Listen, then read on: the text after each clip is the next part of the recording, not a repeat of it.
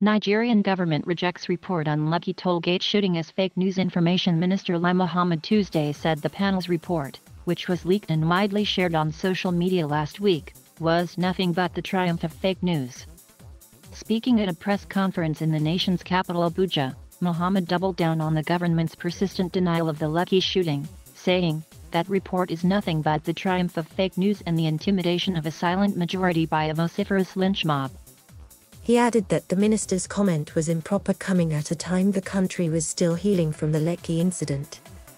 Whatever it is that Alhaji Lai Mohammed had said at his press conference, is not the proper way that such an issue should be addressed in a nation that wants healing, justice and wants to win the trust of the public, Abasanya said, adding that the panel worked objectively and surgically towards ensuring that the truth and the facts are allowed to appear, and we gave our recommendations based on that.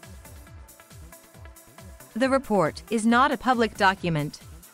A leak or no leak shouldn't be the problem of the government. What matters to us is that we submitted hard copies to the government, and the government has promised to respond to it in 2 weeks through a white paper and make the same public. We wrote the report, we put it together, and we have a consensus on it, he said. The Judicial Panel of Inquiry and Restitution at the Lagos Court of Arbitration had documented in its year-long report that the shooting of young protesters who were protesting peacefully against alleged police brutality by Nigerian security forces at the Lekki toll gate could be considered a massacre. U.S. Secretary of State Antony Blinken called for action once the panel's report has been released officially.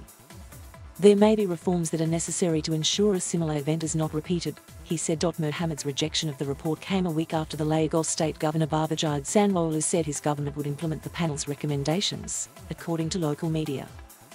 A statement released by the Lagos government also quoted the chairperson of the panel, Justice Doris Okuwobi, to have said around 70 victims of police brutality have been awarded a total of 410 million naira as compensation. The panel's report was welcomed by Amnesty International, which noted that the panel's findings reveal the truth about what happened at Lekki toll gate and contradict the blatant denial by the Nigerian government that deadly force was used against peaceful SAS protesters.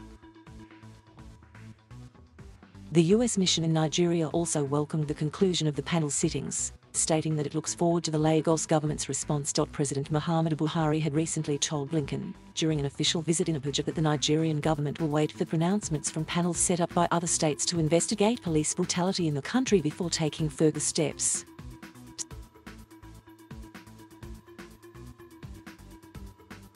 Thank you for watching. Please subscribe